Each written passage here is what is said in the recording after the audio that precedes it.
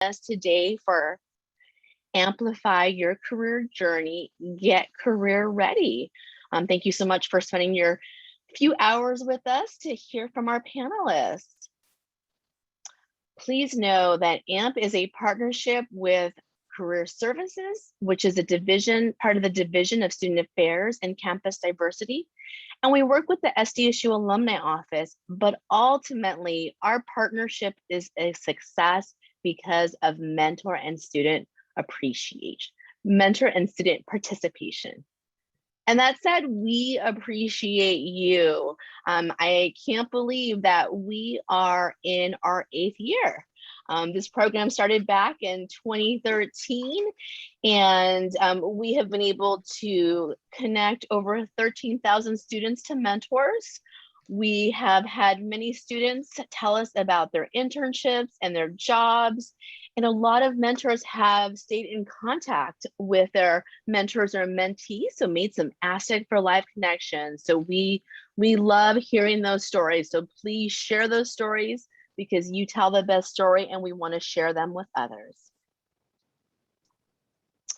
Not sure if you know, but we have over 1,800 mentors, and our mentors aren't just in San Diego. They have ventured back and are in 41 states and 18 countries.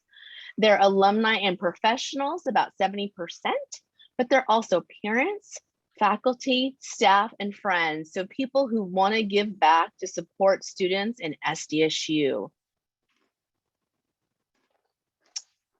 So we just want to let you know it's not too late to start.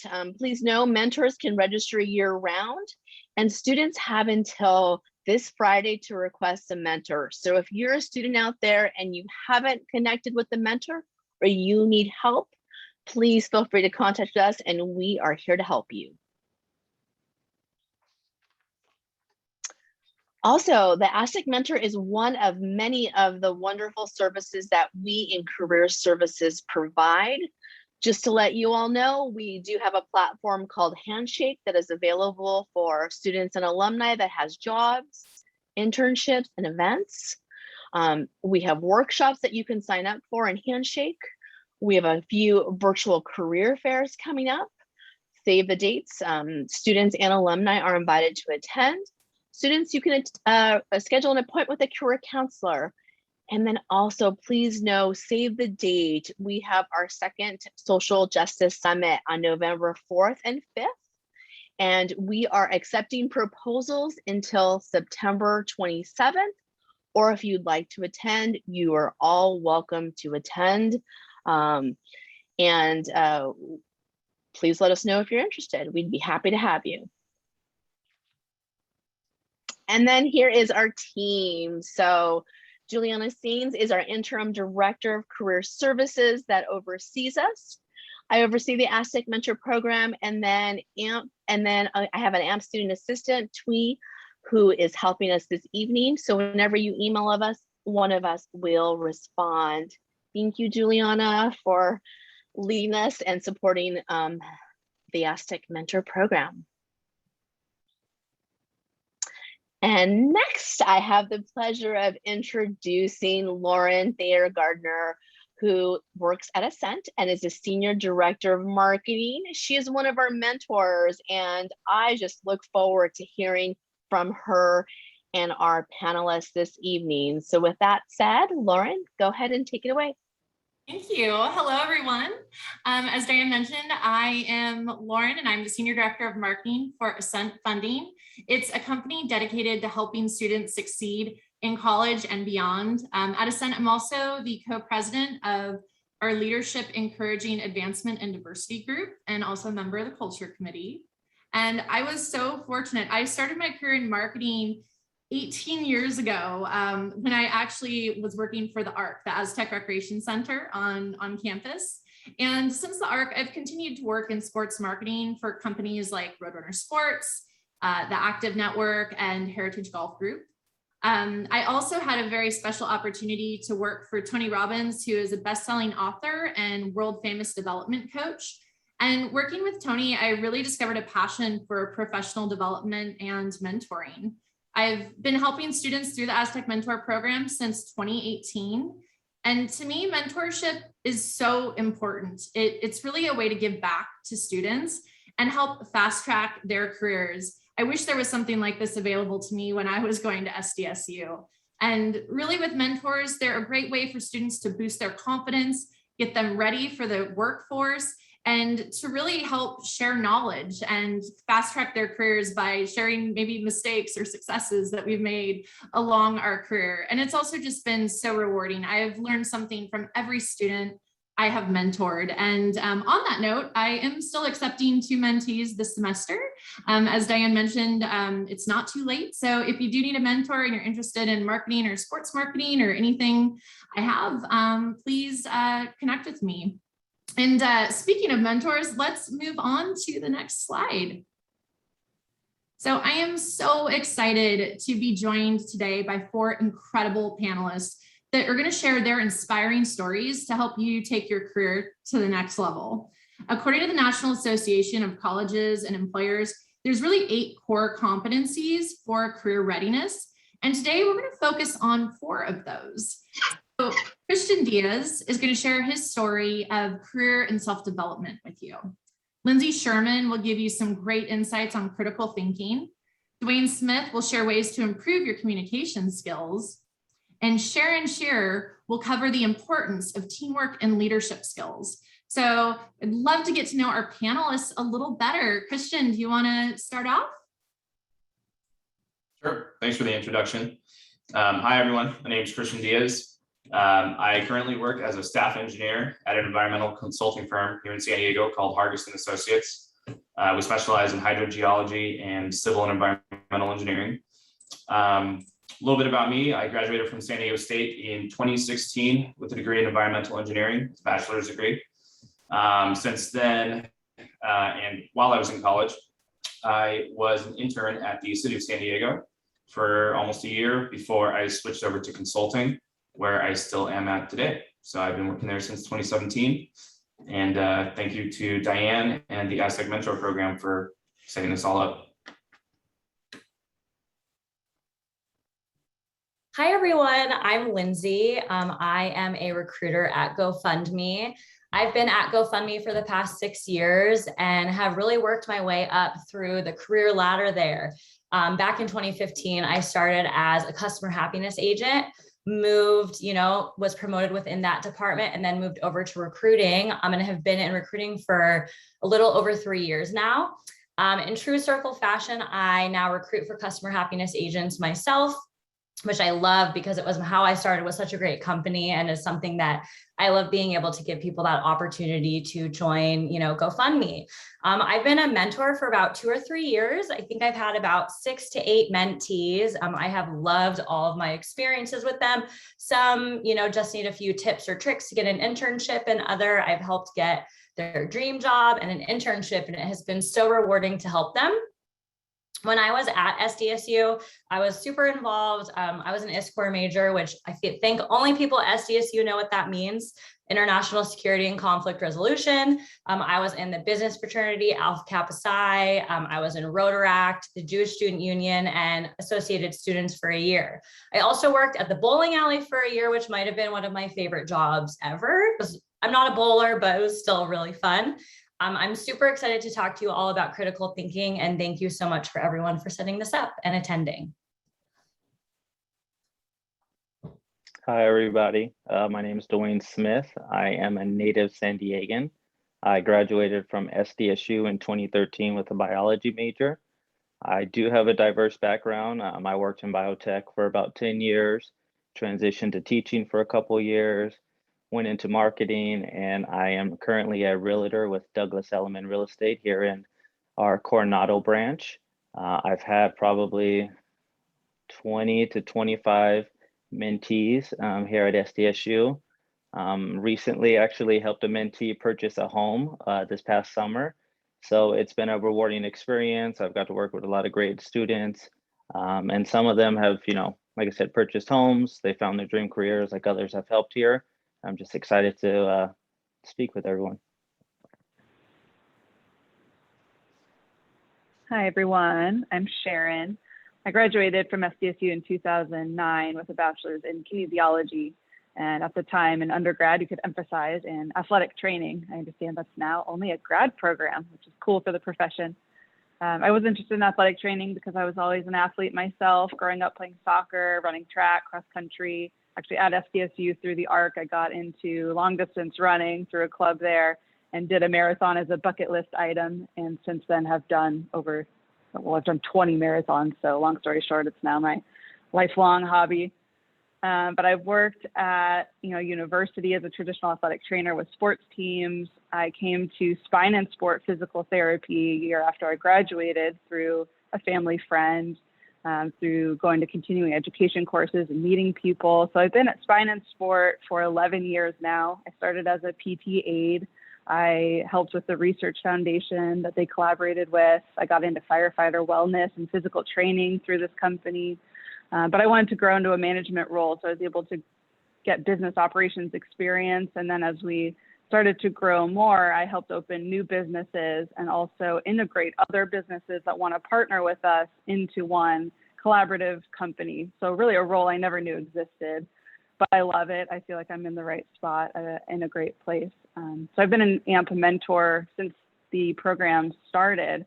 So I think I've taken upwards of 20 mentees myself, and it's been really great experience for me being able to see what students are going through these days, giving them the advice that I can. And I've hired, 2 people I've hired from the AMP program that still work at Spine and Sport. One of them is my solid second in command on my integration team.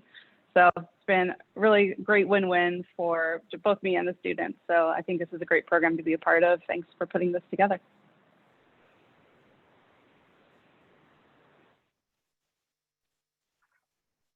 So with that said, we're just super excited to get the conversation started. Just a reminder, this is how you reach us. And let's go ahead and hear from our MC and our panelists.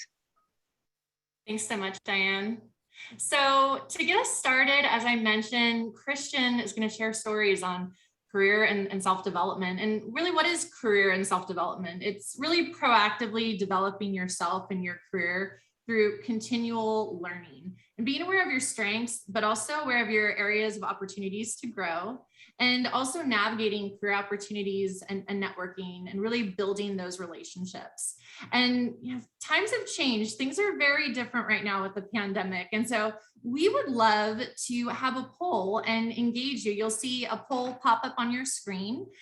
We'd like to know where you are in your own journey for career and self-development. So you'll have 30 seconds to respond. It's completely anonymous. And if you could just pick the first answer that comes to mind. So we would like to know, let's see if we can launch the poll here. Juliana, can you help? I'm having some technical issues with my computer. Got it. Thank you. You're all good.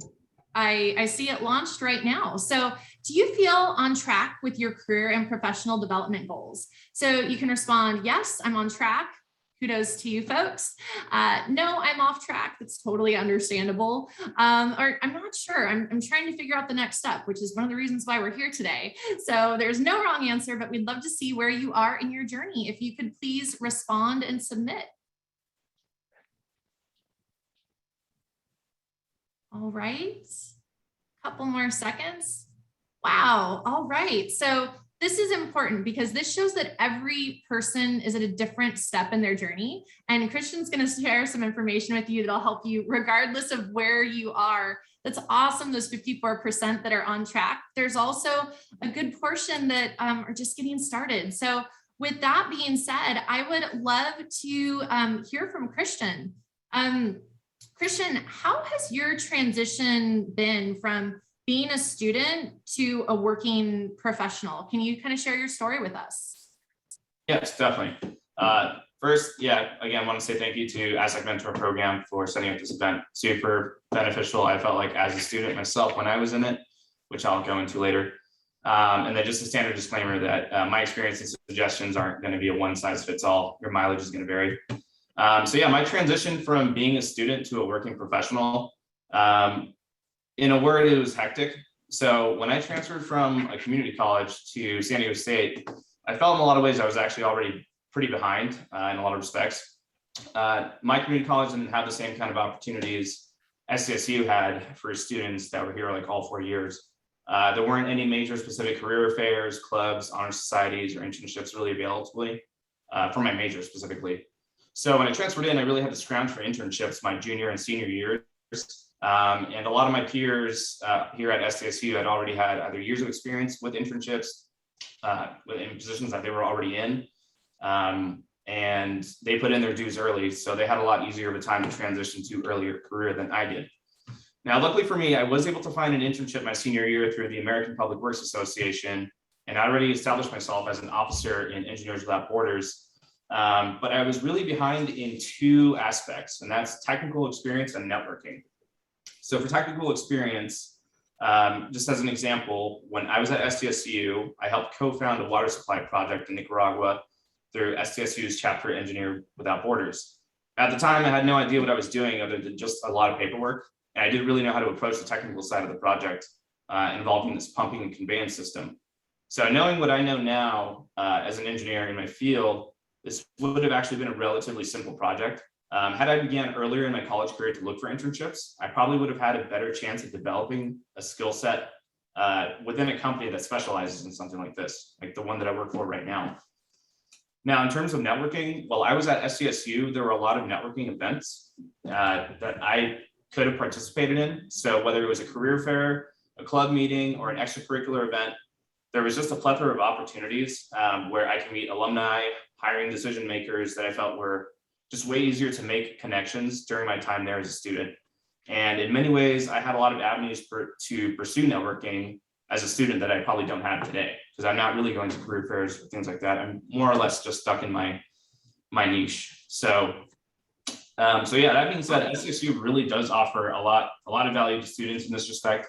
So, at other competitive universities, you have to wait either incredibly long lines just to talk to a recruiter in person. And, if you're a freshman or a sophomore, you might feel that you don't have a lot to contribute. And you might even feel apprehensive to apply to internships because of that. But as someone who now hires interns, who's on the other side of that table, I mean, really truthfully, I would much rather consider a good candidate that's really early in their studies, like as a freshman or sophomore, over someone who's like a PhD candidate researcher. So my biggest advice for that is go to career fairs, participate on campus, and show up. And I hope that would encourage you from becoming active sooner rather than later. That's fantastic. And what advice would you give students as they navigate the pandemic and next steps in their career? Because that is definitely a challenge that a lot of students are facing. So what advice would you have for students? Yeah, definitely. Well, there's a lot, but if I just had to hone in on just very key ones is develop a good work ethic and make good impressions very early on. So myself, I'm a big proponent of the first one in, last one out slogan. So when you're new, I really do challenge yourself, like whether you're new in an organization or at school, whether it's, maybe you're, pretty lower level freshman or sophomore, whatever, get to whatever it is that you're going to early. So, I mean, if you just get hired a new internship or a new job, get to work before your boss and leave after them. So be available and be as flexible as you can be. Your beginning really sets a trajectory for the rest of your time there. So I tried implementing this early on when I started at my firm that I'm in now. And because of that, I got to work on nearly every project we had available, which isn't very common. Now, because of that, when I first started out, I was actually doing a lot of hydrogeology specific work, which wasn't really so much engineering. But I did that anyways because I wanted to be useful for my teams. And this has really paid off in a lot of ways because I've become an asset to those teams when critical items need to get done right away. And it's been needed a lot. So, and with that being said, another thing I absolutely support is start early and start often. And also bad news early and often. So those are two guiding principles that really help me develop critical communication skills to the teams I worked on. So in my field, and I'm sure in pretty much every other field, nothing really goes according to plan. So you could probably write very long technical scopes of work and you could clearly outline every detail that you could run into, but they're going to be completely sidelined due to some unforeseen particularity or circumstance that throws a wrench into your plans. So embrace the bad news early, and embracing bad news isn't really something that we're encouraged to, actually embrace.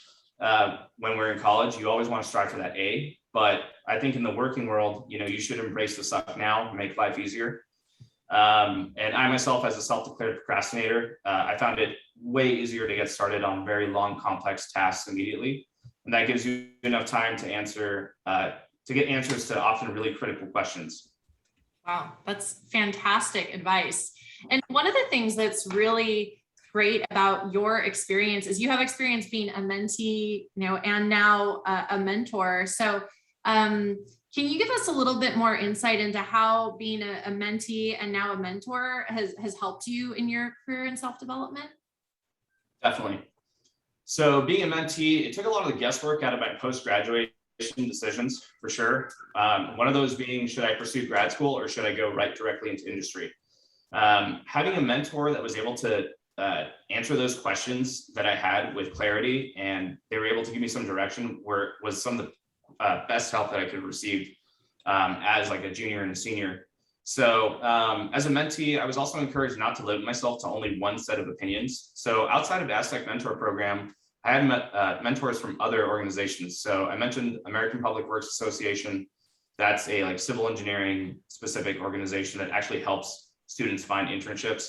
They set me up with a mentor, and although she didn't work in the same field as me, it was really interesting to get her perspective on that. And on top of that, I had senior coworkers that were really good at guiding me and giving me mentorship whenever I needed it, and also alumni that I met along the way.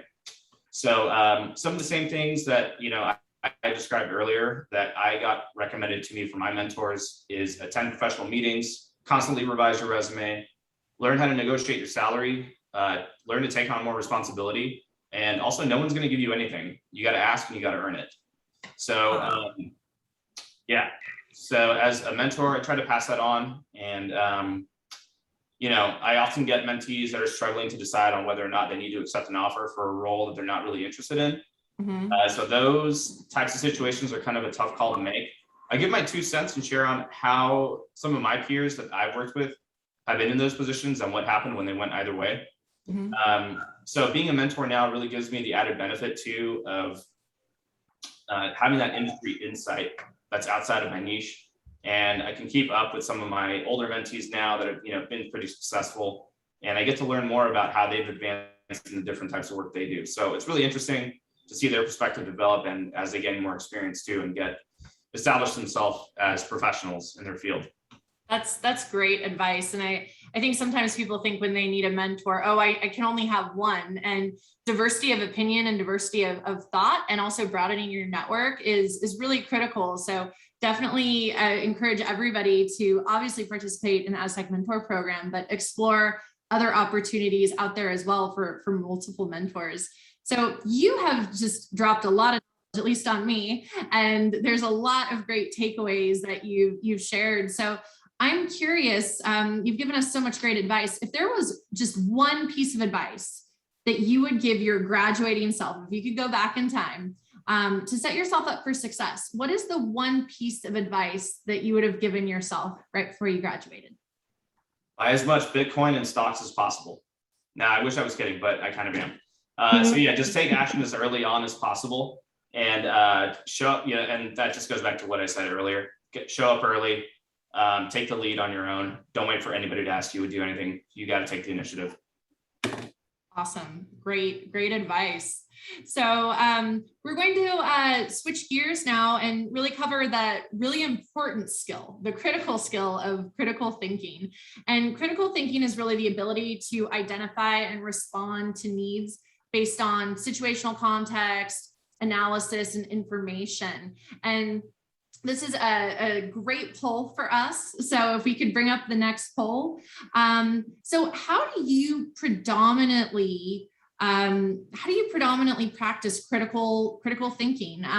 You can pick multiple, but is it recognizing diverse perspectives? Is it using inclusive reasoning and judgment? Is it proactively anticipating the needs and prioritizing action steps? Or if you're not sure and want to learn more, that's okay too. So please respond now.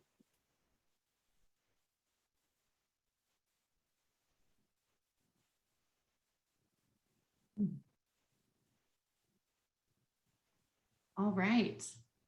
This is fantastic. So we have quite a breadth and of responses, and our expert Lindsay is going to help us with that. So Lindsay, I would love to learn a little bit more. Can you tell us, what have you learned about yourself and critical thinking over time?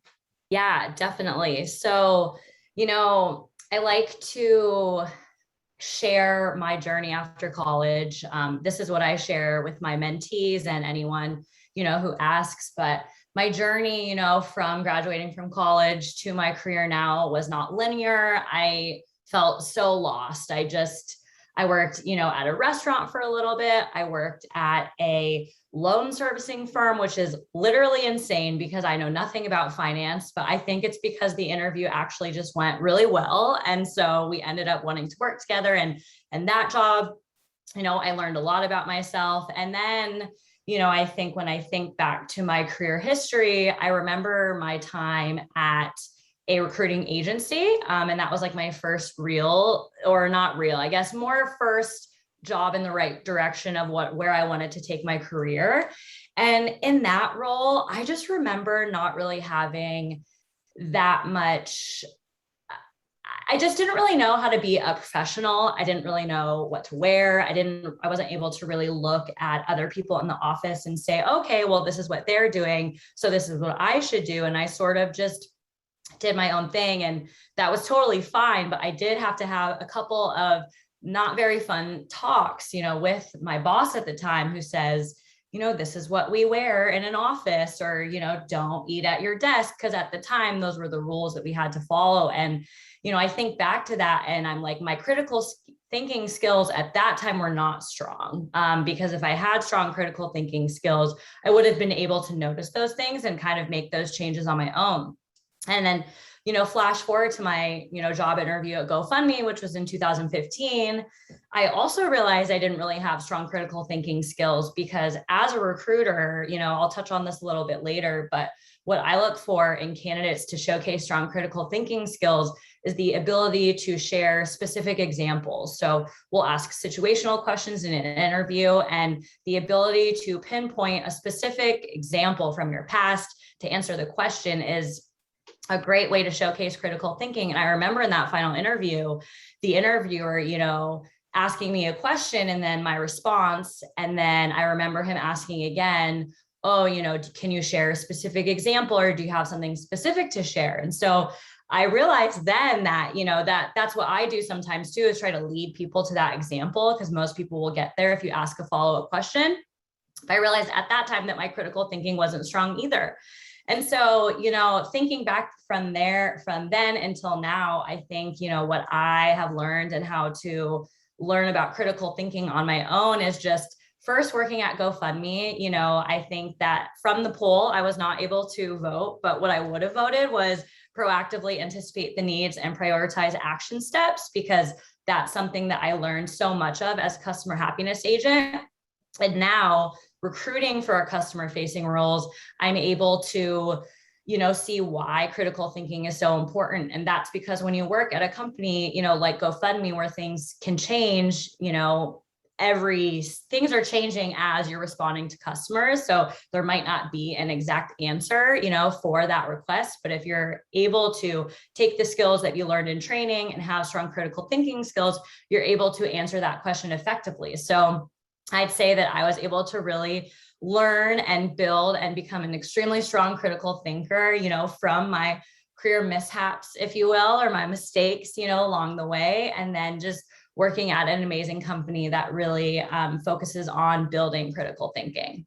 That's fantastic. And you touched briefly on it about how critical thinking, especially as a recruiter in your position. So I'd love to hear a little bit more about that. How has critical thinking helped you as a recruiter?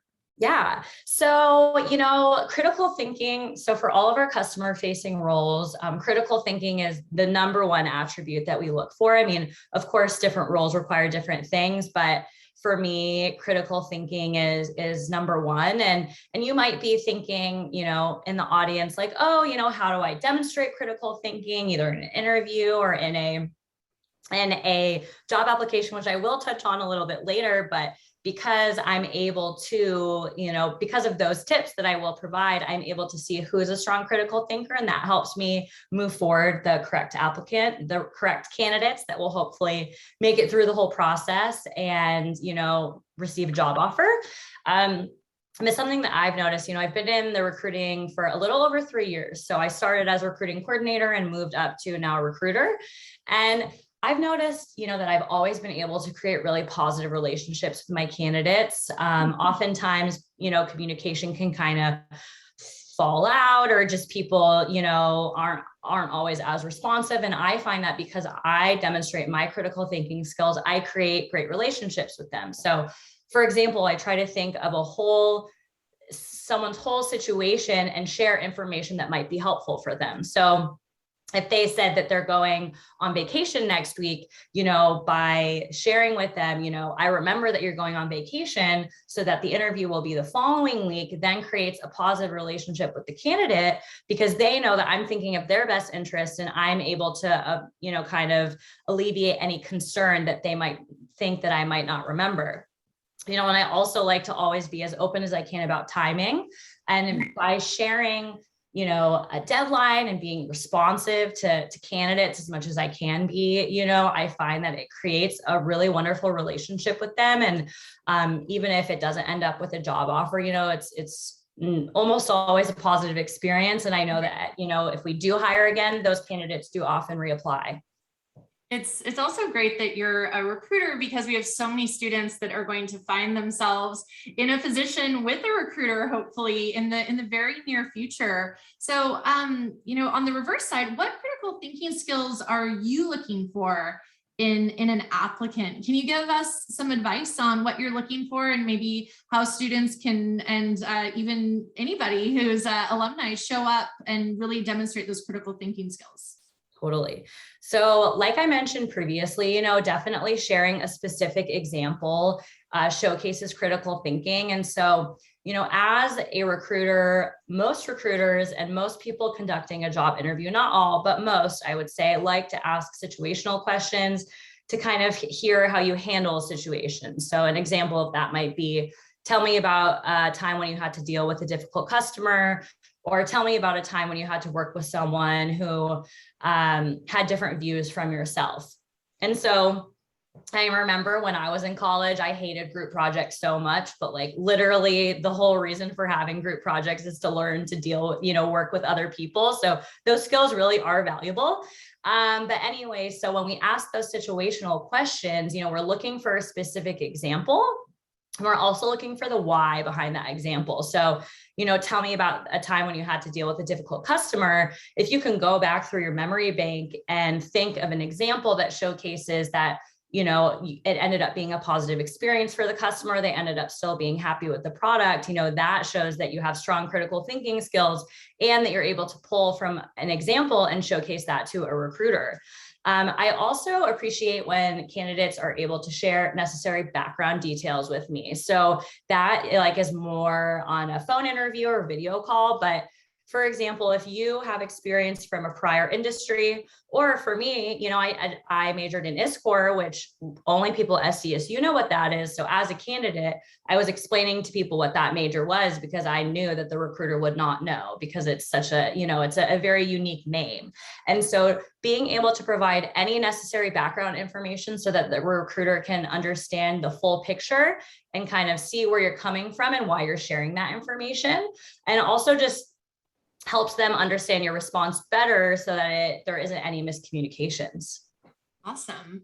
So I'm curious, how does someone work on improving, whether you're a student or you're 60 years old? How does someone work on improving their critical thinking skills? Do you have some tips for us? Yeah. So this question actually made me develop my critical thinking skills, because I did have a heart, when I was working on my responses and thinking, I couldn't really pinpoint an exact time or moment when I saw an improvement in my skills, but I did come up with some great tips. So first, I would say, when you're in a situation, or if you're preparing for something, like, for example, let's say you're preparing to go to an event, like be a speaker or be a panelist, I would suggest thinking of possible scenarios and provide solutions. So an obvious scenario would be there will probably be traffic, so arriving early, maybe doing, even thinking as far as, okay, where would I park? Like finding the right parking lot so that you aren't, even more late. And so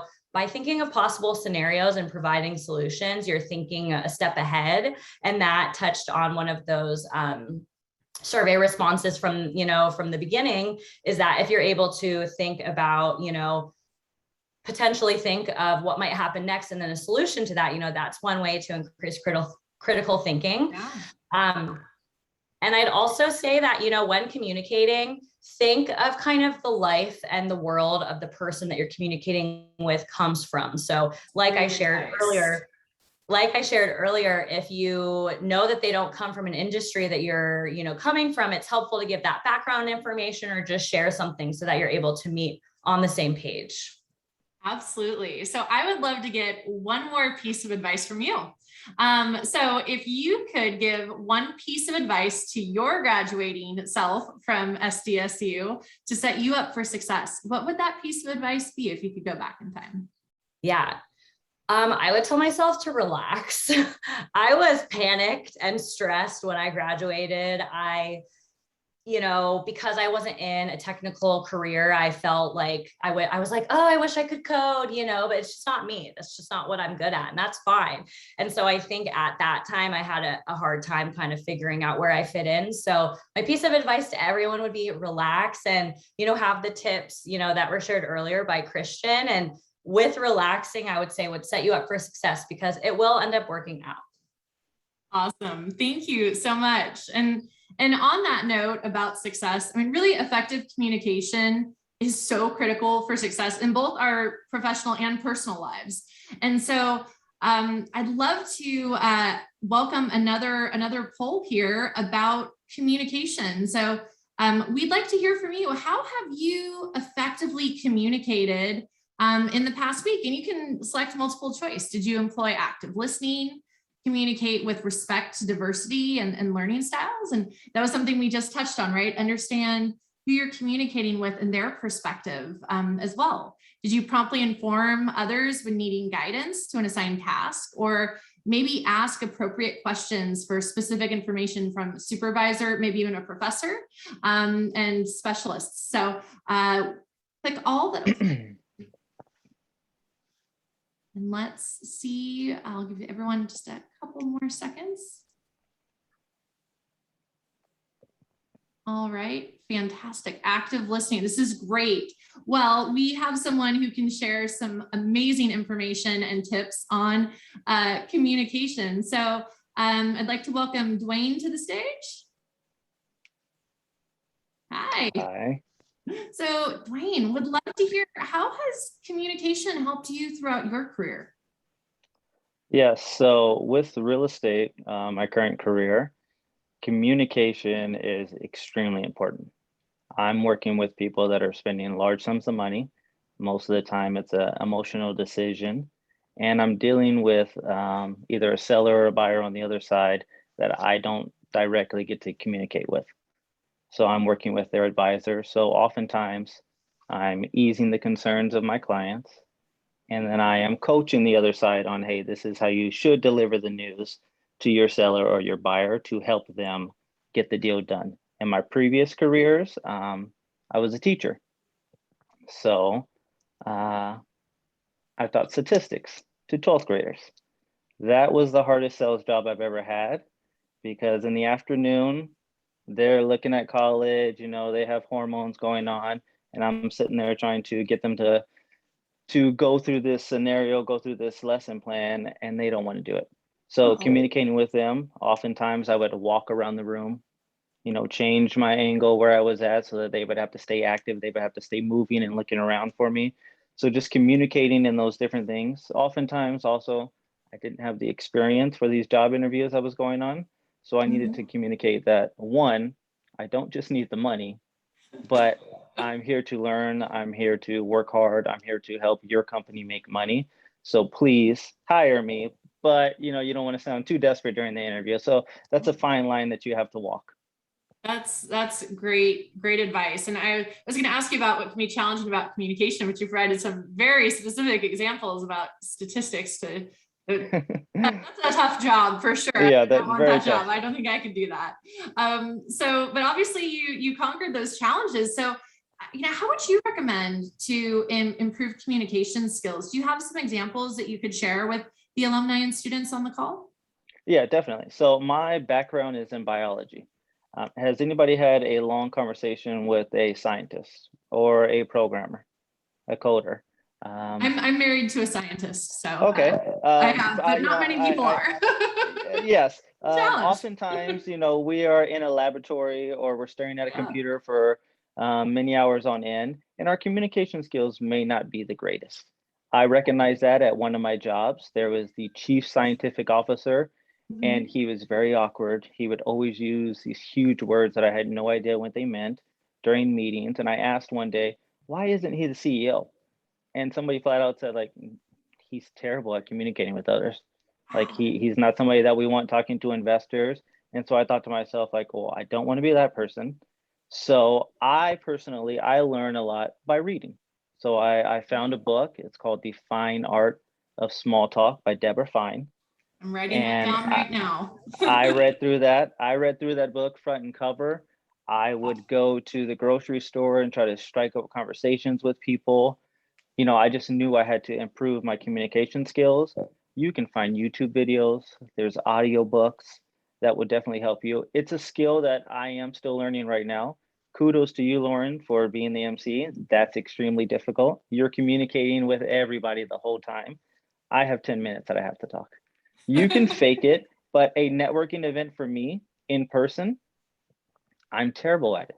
I'm a much better communicator in smaller groups, one-on-one. That's how I get around. I'm not going to be the center of attention. So a communication skill that I'm currently working on that I learned from a book is, sort of inching your way into a group conversation, finding a way to butt in. So, there's different starters that you can try, it's waiting for the other person to finish their story or, butting in and then going once you're done. Oh, hey, Lauren, what were you saying again about communication skills? So that's a skill that I am still developing on my own. But yeah, I would say, read books, ask friends, YouTube, audiobooks, Instagram. I'm sure you can get lost on there, finding somebody to help you. That's great advice. So how would you describe with your career? It's fascinating because you've had so many different audiences to communicate with and different people and different backgrounds and really evolved over time as you're communicating with different groups and have different objectives for your communication. So overall, how would you describe or define what is effective communication to you? Effective communication. To me, that is getting your point across and making the other person feel comfortable. In today's day and age, we have a lot going on in the world, and we can get stuck on a scenario. We have our own personal views, but for me, it's getting my view across to you, hoping that you do understand it, but not making you feel uncomfortable. So when I'm talking to another agent and my client is requesting $40,000 in repairs, that's a large sum of money. I don't care the price point. I don't care if it's multi-million dollars. That's $40,000 that the seller is going to think that comes out of their bank. So I try to, communicate to the realtor. They want to get paid at the end of the day. I talk to the realtor's money. Hey, to get this deal done, I usually try to whisper, talk a little bit quieter. Hey, to really get this deal done so that you get your paycheck. I want to help you get paid. My clients are going to need $40,000. I don't know how you're going to do it, but I believe in you. So, hey, get on the phone, talk to your seller, do what you need to do, but we're going to need 40,000. I anticipate that we're not going to get all 40,000, but I anticipate that seller and that listing agent are going to work their tails off because they both want to get paid. In the personal life, my wife is Polish. She obviously speaks English because I don't speak Polish, but there are cultural differences. I'm very mellow. I'm very even keel. When I first met her father, he doesn't speak English. So here I am, I'm sitting at dinner, I smile every now and then. And he goes like, oh, what's wrong with Dwayne? And I'm like, oh, he's very animated. He's outgoing. He's having full on conversations with me. I don't understand what he's saying, but he's very active. He's very into it. So I understood that I had to adjust. I'm not going to change exactly who I am, but smile a little bit more. Try to throw out some English words. We can have a conversation, not understanding each other, but I can smile.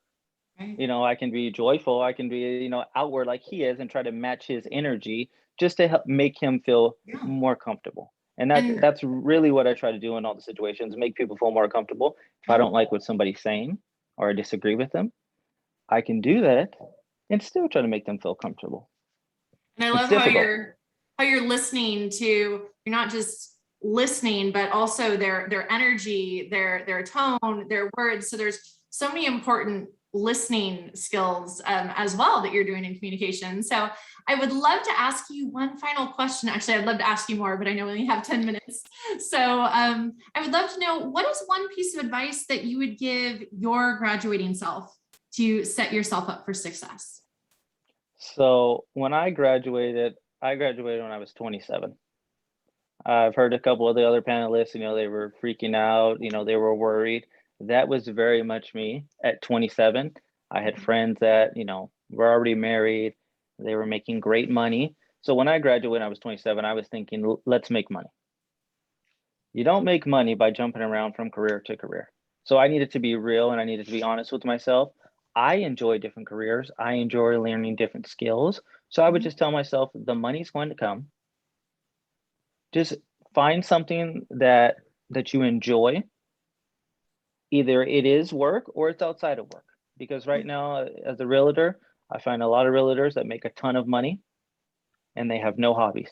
Their hobby is making money and watching it sit in the bank and grow and grow and grow, and they never enjoy it. So I enjoy playing golf. I play golf 3 or 4 times a week. I'm terrible at it, but it brings me joy. So find something that brings you joy. The money is going to come. And if you can make money while it's bringing you joy, then hell, even better. That's great advice. Thank you so much. Thank you. So one of our last topics that we wanted to make sure we cover today is the importance of teamwork. And we've talked about teamwork and collaboration and really building relationships to work more effectively towards common goals.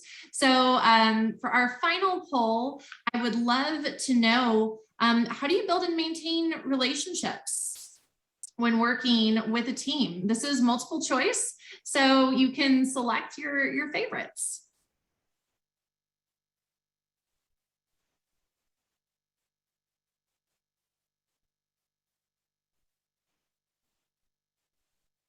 All right, we'll give everybody 1 more minute, or actually 30 more seconds.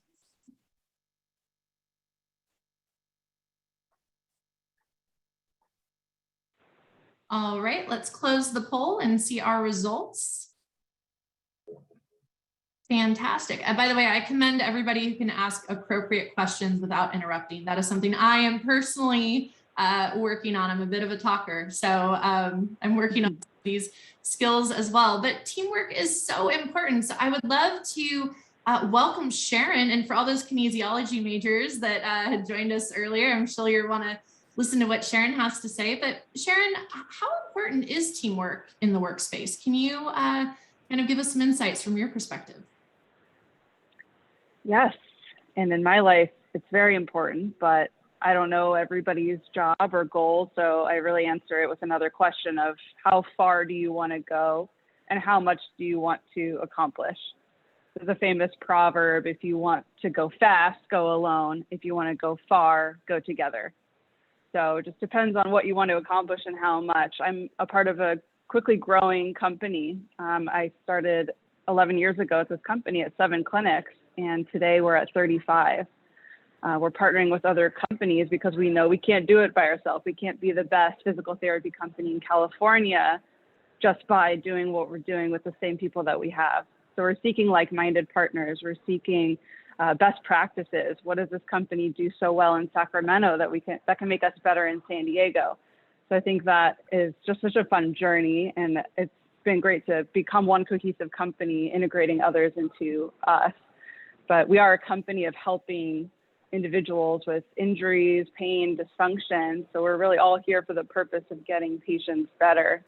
So in the clinic setting, and I see a lot of pre-physical therapy majors, maybe they've started some internships, but in the clinic, and we work with physical therapists, we work with physical therapy assistants, occupational therapists, athletic trainers, exercise physiologists. We have a lot of different multidisciplinary backgrounds in order to provide the best care for that patient. The OT knows finger injuries better than I do.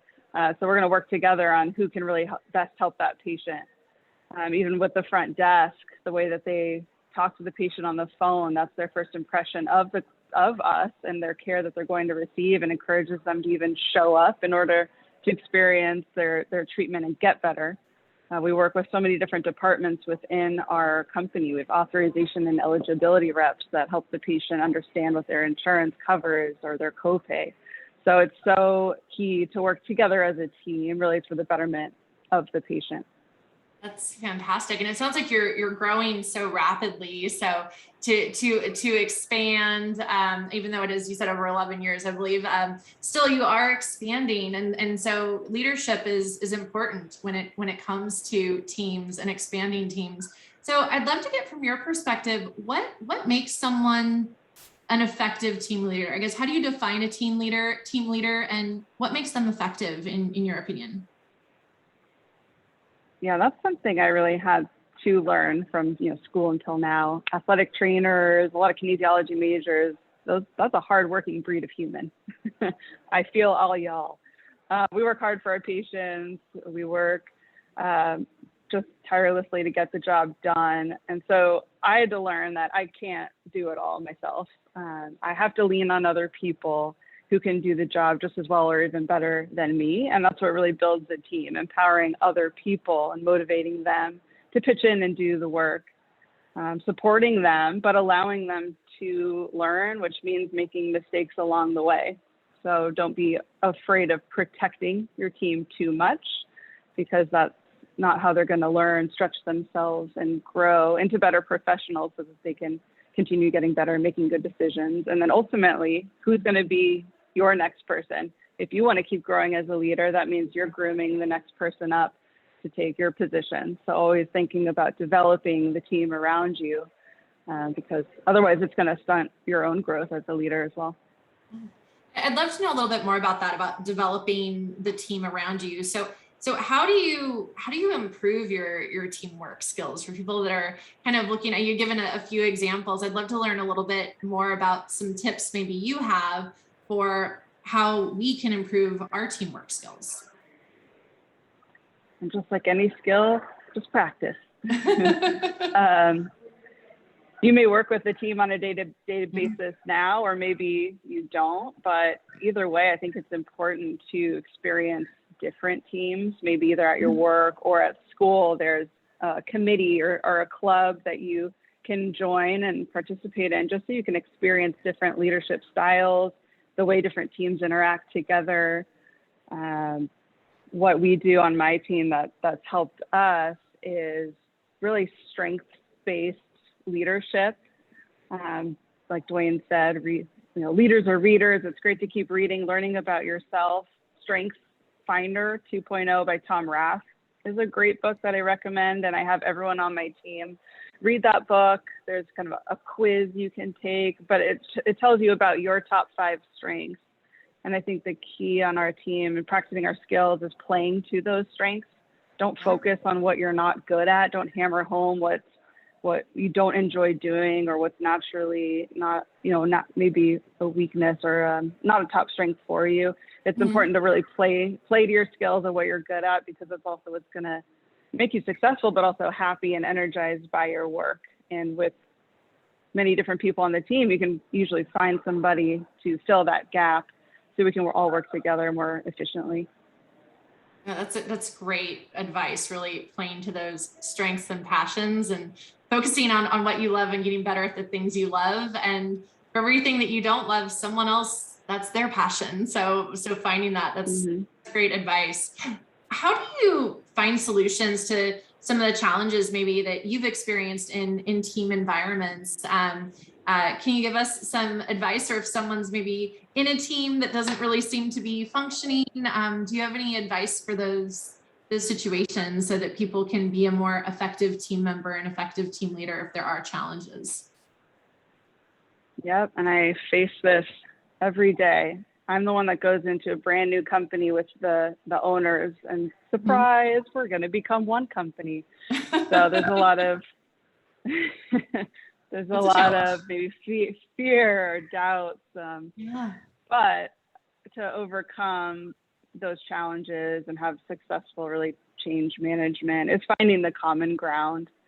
So aligning the interests, relating to them, and always explaining the why. So whenever there's a question, why do I have to show up to work early? In physical therapy, the why is it's always for better care and experience of our patient. Show up to work early so you're prepared, you can read the case, and then you know how to best treat that patient that's about to walk in front of you. Why do I have to do all of this paperwork, all of this documentation? Well, we want to be the most compliant company that medical necessity has to be documented in order for that patient's insurance to authorize their care, which is what they need in order to keep coming back here and fully get better. So it all comes back down to the patient care for their recovery and their experience with us in the clinic. So really aligning the values. Everyone got into the PT profession, I hope, to help people, to help others.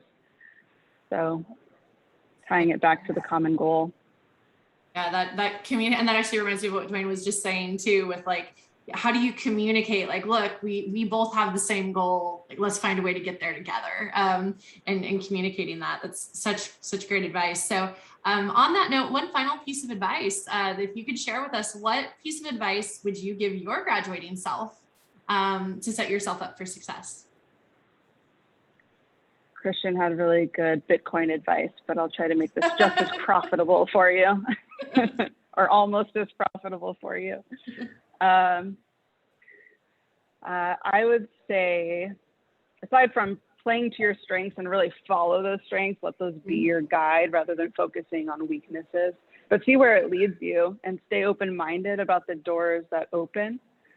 Just because you're comfortable at a job. I mean, my first job was where I also had my internship. So my mentors were there. It was a very safe, move for me to make. It was great first job for me, but it was scary to leave that job, leave my nest of mentors and where I learned athletic training. But if I had stayed there, I mean, looking back 12 years later, I still wouldn't be the head athletic trainer. Like there was not much rank for me to move up in. So I'm so glad that I did take an opportunity somewhere else to see where it led me, because really that's where I grew and learned new things and found a niche and a role that I never knew existed. And I never would have found that if I had stayed comfortable at that job, doing athletic training with my mentors around me. So be brave, take the new opportunities, even if it means leaving one. Fantastic. Thank you. Thank you so much. Thanks for sharing. So now we'd love to open it up. I know we've got about 15 minutes left, and we do have some questions additionally that fortunately we had submitted. So I'd encourage all panelists to come on screen. Fantastic. And here's some questions that we've actually received from some panelists. So Lindsay, I would love to hear from you. Someone who is attending, they had asked, do you have tips for LinkedIn, especially for the headline and the about sections? Can you maybe, as a recruiter, let us know, first of all, I guess, how important is LinkedIn in general? Should students even have a LinkedIn, or should they be working on it right now? And what tips do you have? Definitely. Thank you, Lauren. So LinkedIn definitely is important as you grow into your career, because a lot of times recruiters go directly to LinkedIn to try to fill a role, and we look through like keywords and stuff that we're looking for that type of opportunity. And so I'd say for people who are just graduating from college, perhaps maybe you've just had an internship or a couple of part-time jobs, definitely include your part-time jobs in your LinkedIn. I think that having, showing that you work at a restaurant or a clothing store, shows grit, and that you have that motivation to make that money. And as far as what to put, don't worry so much about the about section. LinkedIn actually creates one for you most of the time, which I literally had used until I created the bio for this event. So I was using my pre-filled out LinkedIn bio until a week ago. So totally okay to use that. And then as far as what to put in, you can just include your duties and skills that you've learned. I think recruiters are mainly just wanting to see like what you did in that job, and showing that you were a hostess or a waiter working at a store are skills that recruiters do look for, because that shows hard work and dedication. Fantastic. And that's actually, there was another question. I was actually going to answer it, but you kind of already did. And it was, how do you establish yourself as a credible employee when you don't have much experience? So I think, any experience that's relevant is good experience, and any volunteer experience, any student organizations, and get that on your LinkedIn, and also ask for recommendations on LinkedIn while you're working with those individuals. It's a great opportunity to build your profile. And I'm in marketing. I look at LinkedIn as your personal SEO page, and it's really important. It is your personal brand. And actually we did a really cool personal brand and LinkedIn session last semester with career services, and it got some really great tips. So again, I encourage everyone to, if you have questions on LinkedIn, definitely message career services as well. A couple of other questions that came in. Sharon, you had mentioned that you had this great network of mentors when you started out your career, and that they really helped you succeed. And it sounds like you were very close with them. Can you share with us a little bit about how did your relationships with mentors develop, and how do you build these relationships with mentees as well? You've mentored students and hired them, and then you've also had the reverse. So could you share your experience with us and what suggestions you might have? Sure. And the athletic training program was really organized and structured with having basically clinical rotations in different athletic training rooms. So I was assigned a clinical instructor. However, I think Simon Sinek has some really good podcasts about this, but nobody is like entitled to a mentor. It's not up to a mentor to find you as a student. I think you really need to make the effort to make a friend, and it should be this mutual kind of symbiotic relationship. I've learned from some of my favorite mentees, I've learned so much from them, and that keeps me energized, keeps me going and wanting to teach them. So although I was assigned a mentor or a couple throughout my experience at SDSU, I really made an effort to help them, to whatever I could to be a better student to them or a mentee. And then also going outside of that, I mean, just keep finding people that can teach you something. I mean, my friend's dad was one of my mentors for a long time. He was in healthcare and also a philosopher, kind of a funky background, but he's the one that introduced me to an owner at finance board at the time. You just never know where meeting different people and connecting with them and keeping those connections, you never know where they'll take you. So I think it's very important in a career path. Awesome. On that networking, Dwayne, I'd be curious, maybe you could answer this one, but how important would you say it is to build a social and professional network during these early years in college? Can you share kind of some tips and the importance of networking? Yeah, definitely. Networking, you never know who you're going to meet. When I go out and I play golf, it's personal connections and it's business connections. I met the CEO of some company I had never even heard of. The guy is looking for a home in Aspen and his price point is 50 million. And I met him playing at the Balboa 9-hole golf course that costs $15. So it wasn't at a country club. It wasn't at some huge networking event. It was playing golf. So you're gonna get life lessons like we're talking about. You're gonna meet friends, and it's whether it's in the business world or it's professional. I always like to start with, what do I like to do for fun? Where am I from? As today, when I spoke, I mentioned I was from San Diego. I had a biology degree from San Diego State. Then I mentioned, hey, I was a realtor. Also, me leading as a realtor, everybody thinks I'm trying to sell them a home. So it's not necessarily a good look. Everybody shuts down. But go to events, go to things that you enjoy. If you are a runner, then go to running groups, events. If you enjoy reading, I do, go to book clubs. I go to book clubs. One of my book clubs is in Coronado. I'm the youngest person there. I'm also the only guy, and the average age is 55.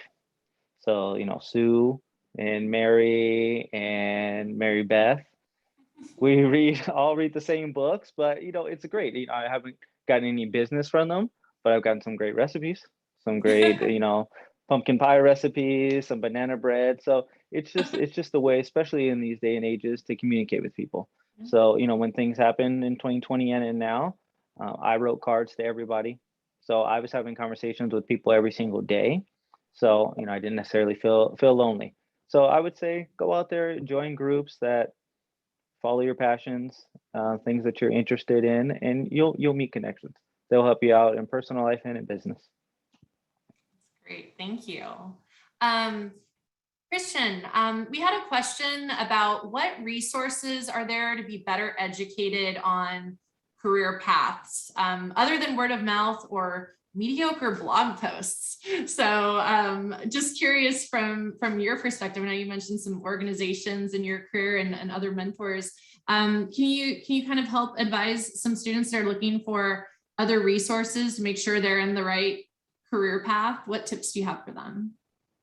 Yeah, definitely. It's very important to definitely understand that you probably, as a student, have many organizations at your disposal that, you know, apply to you, your major, and, you know, what you're interested in. And it doesn't even have to be major specific too. That's something I didn't mention, but like if you're an athlete, or if if you have like a special hobby or interest, sometimes there's clubs for you that are actually like really interesting and fun to be a part of. And it just takes a matter of looking for them. So what I liked about SDSU is that it's very organized, where they had all those clubs and that information about, you know, organizations that you could join at your disposal, like pretty early on. You just have to go to like, you know, somewhere up in like in the student union building and just ask. Now I know the College of Engineering, Civil Engineering, I mean, they make a very big presence, and even some of the courses and stuff like that. And so it was very easy for me to know like what the organizations were on campus. So as a student, you know, make sure you go in class, number one, and pay attention to those orgs, because oftentimes you'll find not only like really great clubs to be a part of that could, you know, you might find someone that could eventually open up that first job for you, but you might also make some like awesome friends like for the rest of your life. So, you know, super important to just, you know, be involved as much as possible. And yeah, that's pretty much it. You just got to look for it. Awesome. We had a one question about any good tips for newly signed up mentors. So I would love to take this question, because it took me a couple seasons of being a mentor to realize how many incredible resources there are in the AMP portal. They have a recipe and it's all designed for you perfectly. And if you don't know where to get started, it is literally step by step. These are the goals you set with your mentees. These are the conversations you can have. There's so many tips, and I'll admit I didn't fully go through that process my first time around. And then when I realized what an amazing resource it was, but also you can reach out to great folks like Diane directly at AMP anytime that you have questions about the mentor program or questions about your mentees. So I would definitely recommend really exploring and utilizing that portal. It's so easy. And then also listening, as we talk about effective communication, really listening to your student and understanding where they are in their journey. Some students may have classes that are more overwhelming this semester than they thought. Also working on, a part-time job. So really setting expectations on what they're trying to get out of it, and then set a clear path and expectations of how frequently you should meet and what those goals are. We are about at time. If there's any other questions, you can certainly reach out to amp@sdsu.edu. And you can also go to amp.sdsu.edu to request a mentor as well. Diane, did you want to take it from here? Yes. Wow. So much great information. Thank you so much, Lauren, and Sharon, Dwayne, Lindsay, and Christian. I loved all the authenticity of everything you shared and the real life examples. And I'm so grateful that we get to showcase you and your experiences, because I hear from mentors every day or mentees, and I want to tell that story. So our events are an opportunity to share that story and the great things that you all are doing. And students, if you haven't requested a mentor or if you need help, please reach out to us. We are here to help you. Please know that we will stick around until about 6 o'clock if you have any specific questions. But before you take off, we would love for you to just drop in the chat a quick takeaway so we can know what tip you might be wanting to practice tomorrow or this week or next week. As Lauren mentioned, career competencies, we're all trying to aspire to be better communicators, critical thinkers. So please know that we are here to help you. We are here to encourage you, and Career Services has a lot of great opportunities. And as you saw this evening, a lot of great mentors that want to support you. So with that said, we're happy to stick around and answer any questions you might have. But thank you. Thank you for spending a few hours of your day with us. We greatly appreciate it.